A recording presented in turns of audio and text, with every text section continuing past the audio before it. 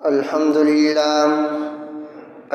لله نحمده ونستعينه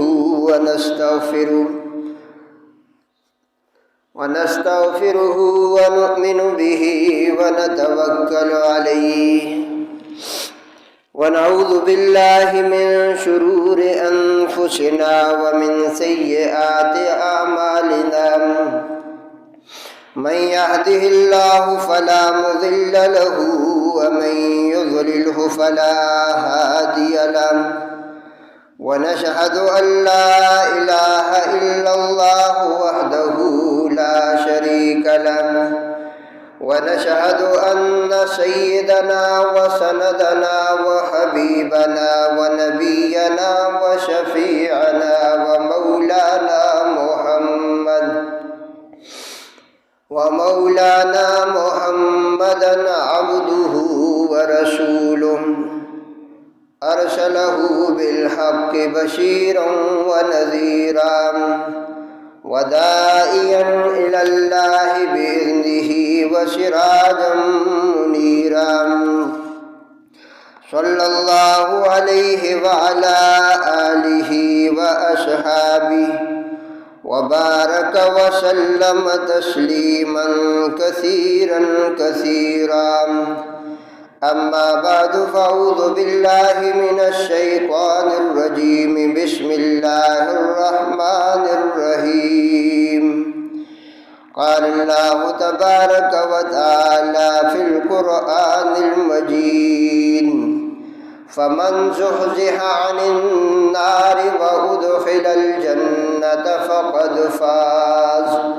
وما الحياة الدنيا إلا متاع الغرور وقال النبي صلى الله عليه وسلم القبر روضة من رياض الجنة أو حفرة من حفر النار صدق الله مولانا العظيم وصدق رسوله النبي الكريم ونحن على ذلك لمن الشاهدين والشاكرين والحمد لله رب العالمين۔ تجھ کو غافل فکر عقبہ کچھ نہیں، تجھ کو غافل فکر عقبہ کچھ نہیں، کھانا دھوکا عیش دنیا کچھ نہیں، زندگی ہے چند روزہ کچھ نہیں، زندگی ہے چند روزہ کچھ نہیں، کچھ نہیں اس کا بھروسہ کچھ نہیں، ہے یہاں سے تجھ کو جانا ایک دن، ہے یہاں سے تجھ کو جانا ایک دن، قبر میں ہوگا ٹھکانا ایک دن، منہ خدا کو ہے دکھانا ایک دن، اب نہ غفلت میں لگانا ایک دن،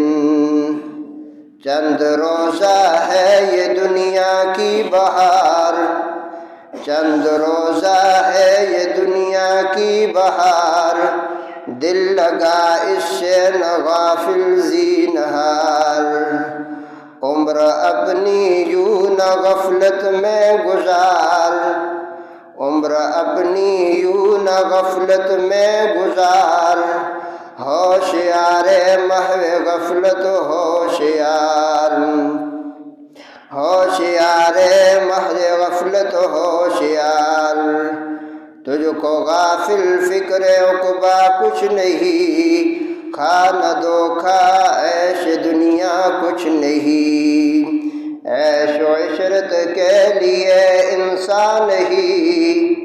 عیش و عشرت کے لیے انسان ہی، یاد رکھ تو بندہ ہے مہمان ہی، غفلت و مستی تجھے شایع نہیں، بندگی کر تو اگر نادان نہیں، إن الله وملائكته يصلون على النبي يا أيها الذين آمنوا صلوا عليه وسلموا تسليما اللهم صل على محمد وعلى آل محمد كما صليت على إبراهيم وعلى آل إبراهيم إنك حميد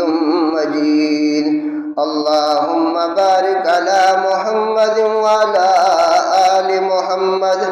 كما باركت على إبراهيم وعلى آل إبراهيم إنك حميد مجيد يا رب صل وسلم دائما أبدا على حبيبك خير خلق كلهم. محترم واجب الاحترام قابل صد تکریم برادران اسلام، محترم دوستوں اور بزرگوں، خالق ارض و سماء کا فضل و احسان ہوا، اس ذات نے صحت و عافیت کے ساتھ اور ایمان کی دولت کے ساتھ جمعہ کا یہ مبارک دن نصیب فرمایا اور ایک اہم فریضہ کی ادائیگی کا موقع عطا کیا. یہ محض اس ذات کا فضل و احسان ہے. سعادت مند ہے وہ لوگ جو اپنی زندگی کے یہ لمحات غفلتوں کے بجائے اللہ کی بندگی اور اللہ کی رضا والے اعمال میں گزارتے ہیں. بد نصیب ہیں وہ لوگ جو اپنی زندگی لہو لعب اور غفلتوں میں گزار رہے ہیں. اللہ سے دعا فرمائیں کہ اللہ تعالی ہمیں زندگی کے ان لمحات کو ان اعمال میں گزارنے کی توفیق عطا فرمائے جن اعمال سے ہماری قبر اور آخرت سنور جائے. میرے دوستوں اور بزرگوں، اللہ کی بارگاہ میں بار بار حاضر ہونے والے لوگ سعادت مند ہیں، لیکن یہ بات یاد رکھنا کہ مسجد اللہ کا گھر ہے اور اس میں آنے والے اللہ کے مہمان ہیں. صاحب خانہ کا یہ حق ہے کہ وہ مہمانوں کا اکرام کرے، اور مہمانوں کا بھی یہ حق ہے کہ وہ اپنے میزبان کے گھر کے آداب کا خیال رکھے. بہت سے لوگ ہیں وہ اللہ کے گھر میں جب آتے ہیں تو انتہائی غفلت میں اللہ کے گھر کا احترام نہیں کرتے اور جیسے آتے ہیں ویسے ہی واپس چلے آ جاتے ہیں. یہ نہیں سوچتے کہ ہم کس لیے اللہ کی بارگاہ میں آئے اور یہاں سے ہم کیا چیز لے کر جائیں. اس سوچ کے ساتھ نہیں بلکہ وہ غفلتوں کے ساتھ آتے ہیں اور غفلتوں ہی سے چلے جاتے ہیں. اللہ کے گھر میں آ کر ٹھٹھا مذاق اور اسی طرح گپیں دنیاوی باتیں، تو گویا کہ وہ ان کا آنا ان کے لیے وبال بن جاتا ہے. لہٰذا آپ اندازہ لگائیے کہ آپ دنیا میں کسی بڑے کے گھر جاتے ہیں تو کس طرح سہم کر بڑی ہی عقیدت سے، عاجزی سے، احترام سے کسی بڑے کے دفتر میں گھر میں جاتے ہیں. تو سب سے بڑوں کا بڑا خالق ارض و سماء کا مالک، بادشاہوں کا بادشاہ، تو جب اس کے گھر میں آئیں تو اس کے گھر کا بھی احترام کر کے آئیں. ادب و احترام کے ساتھ آئیں گے تو کچھ فائدہ ملے گا، اور اللہ کے گھر کے احترام کا خیال نہیں رکھیں گے تو آپ کو وہ نورانیت، وہ ایمان، وہ فائدہ نہیں ملے گا. لہٰذا مسجد اللہ کا گھر ہے، اللہ کا در ہے. اللہ کے گھر میں آنے والے کو چاہیے کہ اللہ کے گھر کا احترام رکھیں، اور اللہ بھی اپنے گھر میں آنے والے مہمان کا پھر ضرور اکرام فرمائیں گے. تو میرے دوستوں اور بزرگوں، آپ کے سامنے جو آیات شریفہ اور احادیث نبویہ پڑھی گئی، اس میں ہمیں قبر و آخرت کی دعوت فکر دی گئی. میرے دوستوں اور بزرگوں، ہم سے پہلے کتنے لوگ آئے اور چلے گئے، اور آج ہم بھی منتظر ہیں کہ کب بلاوا آ جائے گا، ہم بھی اس دنیا کو چھوڑ کر چلے جائیں گے۔ لہٰذا جب ہم نے اس دنیا سے جانا ہے تو وہاں آخرت میں زندگی کا حساب دینا ہے۔ بڑا حساب تو حشر میں ہوگا، لیکن اس حساب سے پہلے بھی ایک مرحلہ ہے جہاں حساب دینا ہے،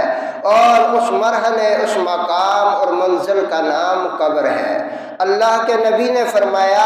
القبر روضۃ من ریاض الجنہ او حفرۃ من حفر النار، کہ قبر جنت کے باغوں میں سے ایک باغ ہے یا جہنم کے گڑھوں میں سے ایک گڑھا ہے۔ اب تمہاری مرضی کہ اپنی قبر کو جنت کا باغ بناتے ہو یا جہنم کا گڑھا بناتے ہو۔ میرے دوستوں اور بزرگوں، حضور علیہ الصلوۃ والسلام نے فرمایا کہ مجھے بہت سے ہولناک مناظر دکھلائے گئے، اور ان میں سب سے ہولناک جو منظر تھا وہ قبر کا تھا، اور اسی لیے آپ علیہ الصلوۃ والسلام ہمیشہ امت کو اس بات کی ترغیب دیتے تھے کہ قبر کے عذاب سے اللہ کی پناہ مانگو۔ لیکن میرے دوستوں اور بزرگوں، ہماری وہ کیفیت نہیں ہے کہ ہم جو ہے قبر و آخرت کی فکر و سوچ رکھیں۔ یہ ہماری بہت بڑی غفلت ہے۔ بڑا حساب جو ہے وہ تو حشر میں، لیکن اس سے پہلے قبر میں بھی حساب دینا ہے۔ حضرت برا ابن عازب رضی اللہ تعالی عنہ کی روایت ہے، وہ فرماتے ہیں کہ بندے کو جب قبر میں رکھ دیا جاتا ہے تو اس سے کچھ سوالات کیے جاتے ہیں، اور ایک حدیث شریف میں مشکات شریف کے اندر ہے، حضرت غالباً انس رضی اللہ تعالیٰ عنہ سے منقول ہے، وہ فرماتے ہیں کہ قبر میں جب مردے کو رکھ دیا جاتا ہے، اس کے دفنانے والے ابھی تک ہاتھ دھو کر، یعنی کہ وہ قبر کی تدفین و تجہیز و تکفین سے فارغ نہیں ہوتے، ابھی تک پتھر رکھ کر مٹی ڈال ہی رہے ہوتے ہیں کہ اچانک منکر نکیر قبر میں آ جاتے ہیں۔ ایک روایت میں ہے کہ مبشر بشیر ان جو ہے فرشتوں کا نام ہے، وہ حاضر ہو جاتے ہیں۔ مردہ اوپر جو لوگ کھڑے ہیں ان کے پاؤں کی آہٹ بھی سن رہا ہوتا ہے، تو اچانک جب یہ فرشتے آتے ہیں تو اس سے کچھ سوالات کرتے ہیں۔ آپ اندازہ لگائیے کہ وہ اندھیری کوٹھنی، انتہائی اکیلا بندہ، کوئی غمخوار ہمدرد پاس نہیں ہے، کتنا پریشان کن وہ منظر ہوتا ہے کہ اچانک فرمایا اس کے سامنے فرشتے آتے ہیں، اس سے پوچھتے ہیں کہ بتلانا تیرا رب کون ہے، تو دنیا میں رب والی زندگی گزاری یا اپنی مرضی کی زندگی گزاری؟ فرمایا کہ اگر یہ بندہ نیک ہوتا ہے تو یہ کہہ دیتا ہے کہ میرا رب اللہ ہے، اور فرمایا پھر فرشتے پوچھتے ہیں بتلانا کہ تیرا مذہب کیا ہے، تو جو ہے اسلام کے بارے میں تیرا کیا نظریہ ہے، تمہارا مذہب کیا ہے، دین کیا ہے؟ اگر یہ بندہ اچھا ہوتا ہے، نیک ہوتا ہے، تو یہ فوراً کہہ دیتا ہے کہ میرا دین اسلام ہے۔ اور پھر فرشتے پوچھتے ہیں کہ اس شخصیت کے بارے میں تمہارا کیا خیال ہے جو تمہارے اندر بھیجا گیا، یعنی رسول اللہ صلی اللہ علیہ وسلم کے بارے میں؟ تو اگر یہ بندہ نیک ہوتا ہے تو یہ کہہ دیتا ہے کہ وہ میرے رہبر ہے، میرے مرشد ہے، میرے آقا ہے، میرے رسول ہے۔ اور فرمایا کہ اس کے برعکس اگر یہ بندہ گناہگار، بدکار، نافرمان ہوتا ہے تو اس سے جب پوچھا جاتا ہے تیرا رب کون ہے، یہ کہتا ہے مجھے کوئی پتہ نہیں ہے، اور اس سے پوچھا جاتا ہے تیرا دین کیا ہے، یہ پھر بھی یہی کہتا ہے مجھے کوئی پتہ نہیں ہے، اور پھر اس سے پوچھا جاتا ہے کہ اس شخصیت کے بارے میں کیا خیال ہے جو تمہارے اندر بھیجا گیا، تو فرمایا یہ پھر بھی کہتا ہے مجھے کچھ پتہ نہیں۔ حافظ ابن حجر رحمہ اللہ فرماتے ہیں کہ رسول اللہ کا نام نہیں لیا جائے گا قبر میں کہ محمد کے بارے میں کیا خیال ہے، بلکہ یہ کہا جائے گا کہ اس شخصیت کے بارے میں تیرا کیا خیال ہے جو تمہارے اندر بھیجا گیا۔ اور ایک روایت میں یہ بھی ہے کہ پردے مردے کے سامنے سے اور نبی علیہ السلام کے سامنے سے ہٹا دیے جاتے ہیں اور حضور علیہ السلام کی صورت سامنے پیش کی جاتی ہے کہ اس شخصیت کے بارے میں تمہارا کیا خیال ہے۔ فرمایا اگر اچھا بندہ ہے وہ کہہ دیتا ہے یہ میرے نبی ہے، اور اگر برا بندہ ہے تو فرمایا وہ کہتا ہے مجھے کوئی پتہ نہیں۔ گویا کہ اس حدیث شریف میں یہ بات سمجھائی کہ قبر کے اندر تم سے 3 باتیں پوچھی جائیں گی، اور تم سے پوچھا جائے گا کہ تمہارا دین کیا ہے، تمہارا رب کون ہے، اور تمہارا نبی کون ہے۔ اور اگر اللہ نے اس بندے کی دستگیری فرما دی تو بندہ صحیح جواب دے دے گا، اگر اللہ نے اس بندے کی دستگیری نہ فرمائی تو فرمایا وہاں وہ کوئی جواب نہیں دے سکے گا۔ جیسے حدیث شریف میں ہے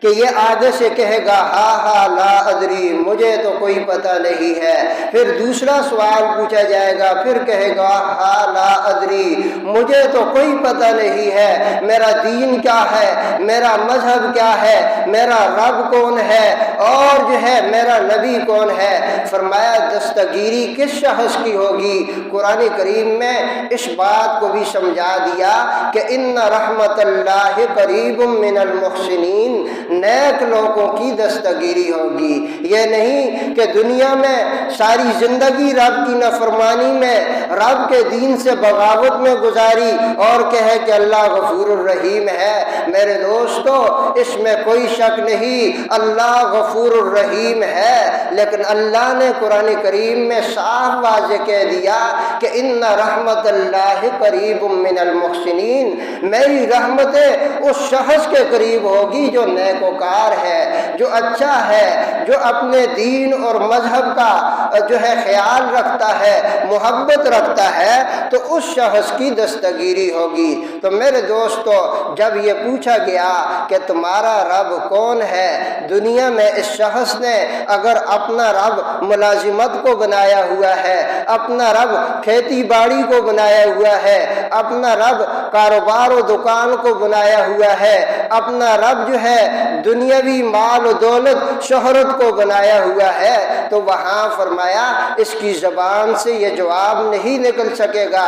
اور فرمایا کہ جب اس سے پوچھا جائے گا کہ تیرا مذہب کیا ہے، ما دینوں کا، تیرا دین کیا ہے، دنیا میں اس نے دین اسلام کو سمجھا اگر ہے، دین اسلام کو دل میں جگہ دی ہے، اپنی زندگی کے لمحات کو دین اسلام کے مطابق گزارا ہے، تو وہاں اس کی دستگیری ہوگی اور یہ زبان سے فوراً کہہ دے گا کہ میرا دین اسلام ہے، لیکن اس کے پاس دنیا میں وقت ہی نہیں دین کے لیے۔ یہ کہتا ہے کہ فلاں مولوی صاحب جو ہے جلدی نماز پڑھاتا ہے، وہاں دین کی باتیں نہیں، وہاں پڑھیں گے، ادھر ٹائم زیادہ لگتا ہے، اس کے پاس دین کے لیے ٹائم ہی نہیں، وقت ہی نہیں، اسلام کو سمجھنے سیکھنے سننے کے لیے وقت بھی نہیں۔ تو یہ بدبخت وہاں کہے گا کہ مجھے نہیں پتا میرا اسلام کیا ہے، دین اسلام کا نام لے کر یہ سود رشوت کھاتا، رب کی نافرمانیاں کرتا، اور دین اسلام کا نام لے کر بھی قرآن کے قریب نہیں آتا، قرآنی تعلیمات کو سیکھتا سمجھتا نہیں ہے۔ تو فرمایا کیا حق اس کو اپنے اسلام کا پتہ ہوگا؟ صرف زبان سے ہی اپنے آپ کو مسلمان کہلانے والا مسلمان نہیں ہوگا، قبر میں سچ کے مطابق فیصلہ ہوگا، نجات اور کامیابی سچ کی صورت میں ہوگی، اور سچ اسی صورت میں ہوگی کہ جب یہ دنیا میں سچا رہا، زبان سے اس نے اسلام کا جو ہے اقرار کیا، تو اپنا جو ہے عمل بھی اسلام کے مطابق اس کا ہوا، تو یہ سچا ہے۔ اس کی شادی غمی، اس کی جو ہے کاروبار، اس کی شب و روز، اس کی صبح و شام اسلام کے مطابق ہوئی، تو یہ وہاں کہے گا کہ میں مسلمان ہوں، میرا مذہب اسلام ہے، اگر اس نے دنیا میں نام تو اسلام کا لیا ہے، اس کے صبح و شام اللہ کی بغاوت اسلام کے خلاف گزرتے ہیں۔ فرمایا وہاں یہ نہیں کہہ سکے گا میرا دین اسلام ہے، اگر کہہ بھی دیا تو فرمایا اللہ کی طرف سے فرشتوں کو حکم ہوگا یہ جھوٹ بولتا ہے، اس نے ساری زندگی اسلام کی بغاوت میں گزاری، اب یہ کہتا ہے کہ میرا دین اسلام ہے۔ فرمایا اللہ اسی شخص کی دستگیری فرمائیں گے منکر نکیر کے سوالات کے جواب میں کہ جس نے دنیا میں اپنے آپ کو ان سوالات کے لیے تیار رکھا۔ تو خیر میرے دوستو، تیسرا سوال جو یہ ہوگا کہ بتلاؤ نا یہ شخصیت جو ہے جو تمہارے اندر بھیجی گئی یعنی محمد الرسول اللہ، اس کے بارے میں تیرا کیا نظریہ ہے؟ تیرے دل میں اس کی سنتوں کی محبت تھی، اس کی تعلیمات کو تو نے پہچانا، اس کے دین کو تو نے سمجھا، اپنے جو ہے زندگی کے اندر اس کی سنتوں اس کے دین کو اپنایا اور تو نے امتی ہونے کا کتنا حق نبھایا۔ فرمایا اگر اس نے دنیا میں اس نبی کے دین کو اہمیت دی، دین کو پہچانا، دین کو اپنی زندگی میں اپنے شب و روز کے لمحات میں اپنی خوشی غمی میں محمد الرسول اللہ کے دین کو اس کی سنتوں کو اپنایا تو یہ صاف علی الاعلان آسانی کے ساتھ کہہ دے گا کہ یہ شخصیت میرے رہبر ہے، میرے محبوب ہے، میرے پیغمبر ہے، میرے نبی ہے، لیکن دنیا میں اس نبی کا نام لے کر اس کی تعلیمات کو پس پش ڈالا،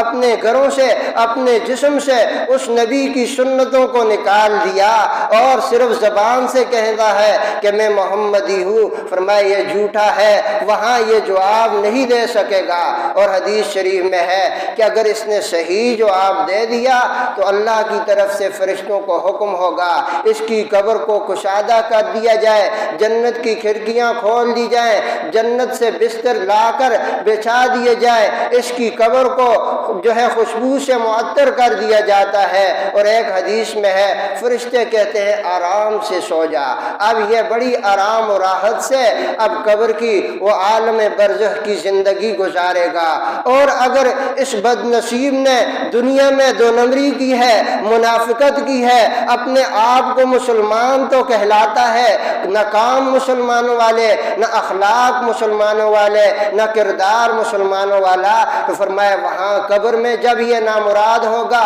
حکم ہوگا اللہ کی طرف سے کہ جہنم کی کھڑکیاں کھول دو، اس کے اوپر سام بچھو مسلط کر دو، یہ اسی طرح قیامت تک تڑپتا رہے گا۔ تو اللہ سے دعا کرو کہ اللہ ہمیں قبر کے عذاب سے محفوظ فرمائے۔ میرے دوستوں اور بزرگوں، حضرت عثمان رضی اللہ تعالیٰ عنہ کے بارے میں آتا ہے کہ جب قبر کا تذکرہ سنتے تو اتنے زیادہ روتے، داڑھی مبارک ان کی تر ہو جاتی، اور ان سے پوچھنے والوں نے پوچھا کہ یا امیر المومنین آپ اتنے زیادہ جہنم کا تذکرہ سن کر باقی جو ہے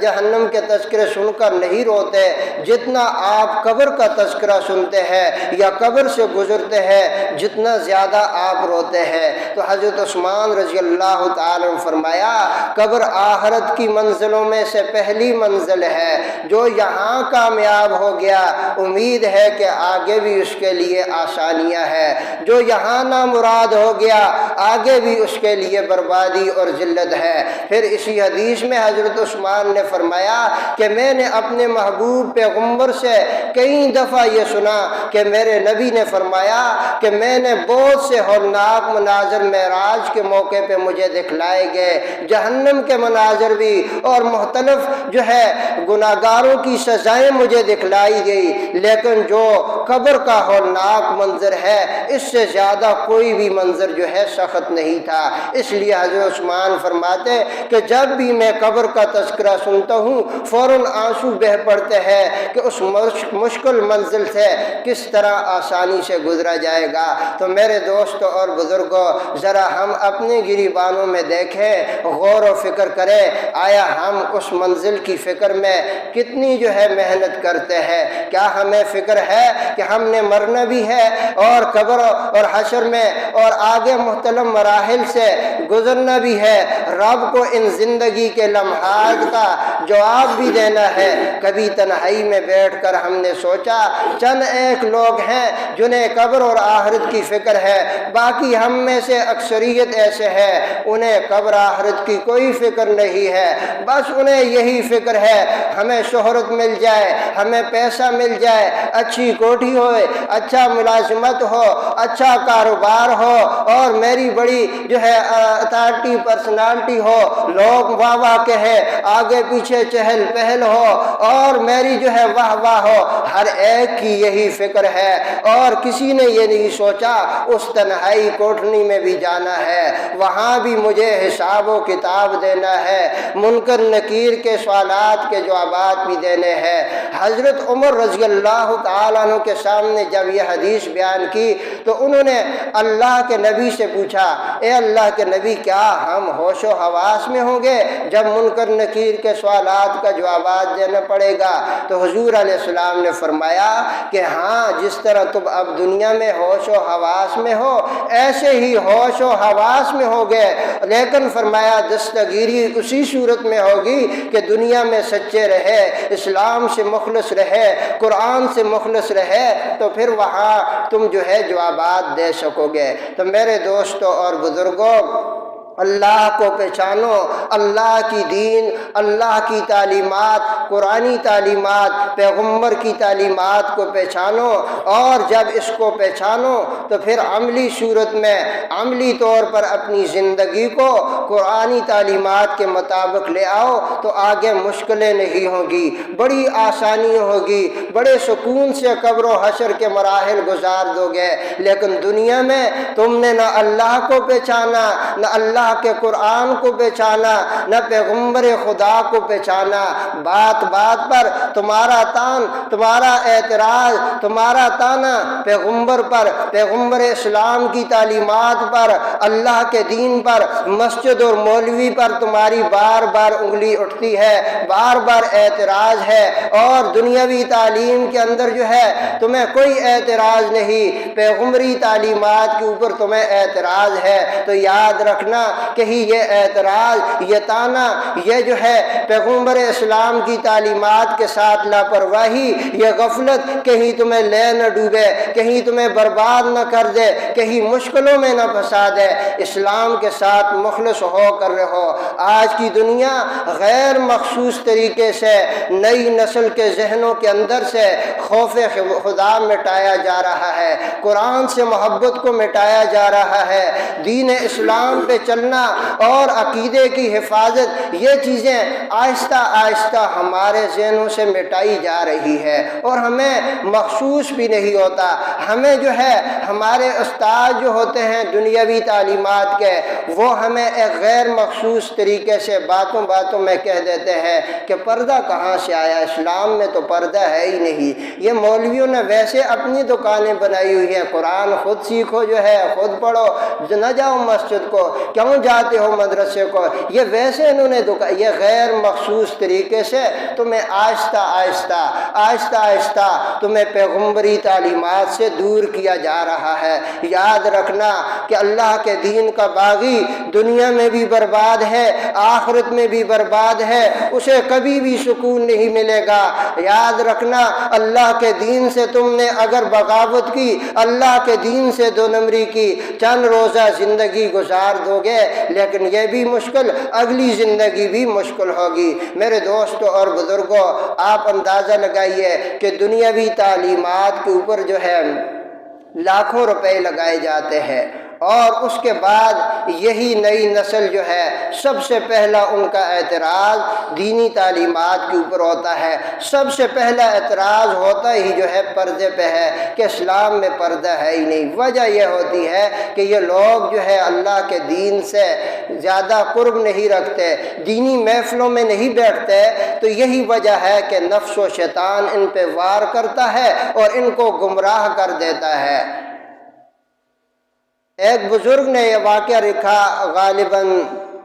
امام غزالی رحمہ اللہ فرماتے ہیں کہ ایک شخص لکڑہارا تھا اور وہ لکڑیاں کاٹ کر لایا کرتا تھا اور آگے وہ بیچتا تھا، فروخت کرتا تھا۔ تو اسی طرح ایک دن اس نے لکڑیاں کاٹ کر لائی اور لکڑیوں کے اندر، اس لکڑیوں کے گٹھے کے اندر ایک سام تھا، اور وہ سام جو تھا اس کو لکڑیوں کی چوٹیں وغیرہ لگ کے اس پہ ایک ایسی کیفیت تھی کہ گویا وہ مردہ ہے۔ اب اس لکڑہارے نے وہ اپنا گٹھا لا کر گھر میں پھینکا، دیکھا سانپ ہے لیکن محسوس یوں ہو رہا ہے کہ یہ مردہ ہے، تو وہ تھکا ہوا تھا۔ اس نے کہا کہ چلو آرام کرتے ہیں، بعد میں اٹھا کر باہر پھینک دیں گے۔ اب وہ غفلت سے پڑا اور اس نے اپنا گٹھا لکڑیوں کا پھینک دیا، اور اس کے بعد جو ہے اس نے کہا تھکاوٹ دور کرنے کے لیے پاس ہی اپنے گھر میں آرام کے لیے لیٹ گیا۔ اب فرمایا کہ امام غزالی غالباً رحمہ اللہ فرماتے ہیں کہ یہ لکڑہارا اب جو ہے غفلت میں پڑا رہا، اچانک وہ گٹھے کے اندر جو لپٹا ہوا سام تھا جس کو اس نے مردہ سمجھ لیا تھا، اس کو تھوڑا سکون ملا، گرمی ملی، حرارت ملی، تو اس میں حرکت آئی۔ وہ آہستہ آہستہ رینگتے ہوئے لکڑہارے کے پاس آیا اور اسے ڈسا۔ اب یہ بندہ چیخنے لگا، گھر والے دوڑے، اس نے کہا مجھے سانپ نے ڈس لیا ہے۔ گھر والے حیران ہوئے، یہ سانپ تو مردہ تھا، یہ کیسے ڈس گیا؟ اب فرمایا کہ اس کی غفلت کی وجہ سے اس نے سانپ کو جو چوٹیں لگی ہوئی تھی اور اس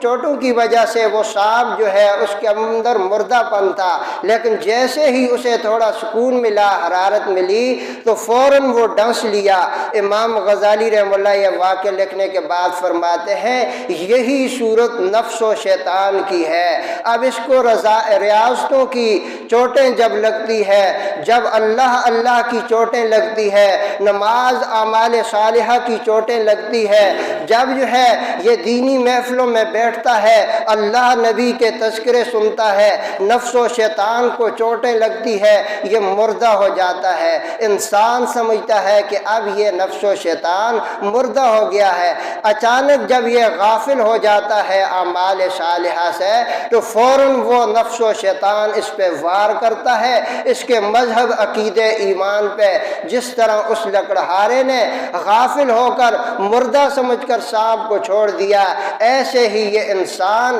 جب غافل ہو جاتا ہے نفس و شیطان سے تو یہ اسے ڈستا ہے، اس کے مذہب و عقیدے کو برباد کر دیتا ہے۔ تو ایسے ہی ہم نے اعمال صالحہ کی چوٹیں نفس و شیطان کو نہیں لگائی، ہم نے اسے بڑے آرام سے چھوڑ دیا۔ ہم نے بڑے پیسے خرچ کر کے، بڑی جو ہے پیسے خرچ کر کے نفس و شیطان کو آرام دیا، بڑی جو ہے ٹیپ ٹاپ کر کے تیاری سے جب ہم جو ہے انگریزی تعلیمات کے لیے جاتے ہیں تو اچانک جو ہے چونکہ نفس و شیطان پہ ہم نے اعمال صالحہ کی وار چوٹیں نہیں لگائی ہوتی، وہاں ہمارا ٹیچر، ہمارا لیکچرار آہستہ سے کہہ دیتا ہے دیکھو یہ پردہ ویسے بنائے ہوئے ہے، یہ یہاں ممکن نہیں ہے، یہ جو ہے قرآن کی تعلیمات، مسجدوں کو جانا فضول ہے، گاڑی میں پڑھ لیں، رومی میں پڑھ لیں۔ تو میرے دوستو ایسے آہستہ آہستہ یہ بندہ اعمال صالحہ سے غافل ہوتا ہے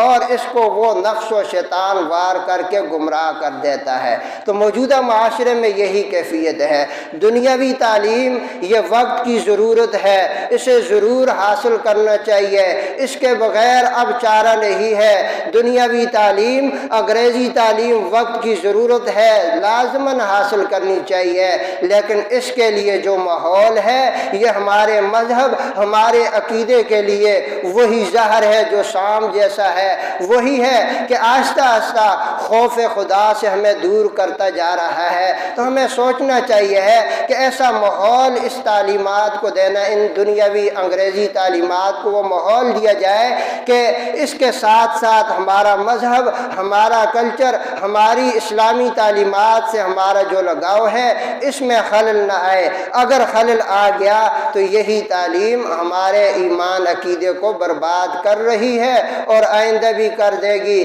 لہٰذا میرے دوستو، آپ کو یہ برادرانہ مشورہ ہے کہ اس کے ساتھ ساتھ آپ قرآن سے جڑے رہے، دینی محفلیں میں بیٹھتے رہے، قرآن کی تعلیمات کو پڑھنے، اپنی جگہ مطالعہ کرنے کی کوشش کرے، اچھے لوگوں کی محفلوں میں بیٹھے اور دین کے جہاں تذکرے ہوں وہاں بیٹھیں۔ نفس و شیطان کو یہ چوٹیں لگتی رہے گی۔ اگر دوسری طرف سے کوئی شیطان آپ پہ وار کرے گا تو آپ نے پہلے اس کا انتظام کیا ہوگا۔ آپ قرآن سے وابستہ ہوں گے تو آپ پر کوئی ایسا شیطان ملحد آپ کو کسی بھی روپ میں گمراہ نہیں کر سکے گا۔ اور ہمارے استاد فرمایا کرتے تھے کہ اگر آپ قرآن سے وابستہ رہے، دینی محفلوں سے جڑے رہے، اعمال صالحہ، نماز، روزہ، ذکر و تسبیح میں مشغول رہتے ہوئے زندگی گزاری آپ نے، تو آپ جیسے ہی گھر سے نکلیں گے آپ دیکھ کر پہچان لیں گے کہ یہ شیطان ہے،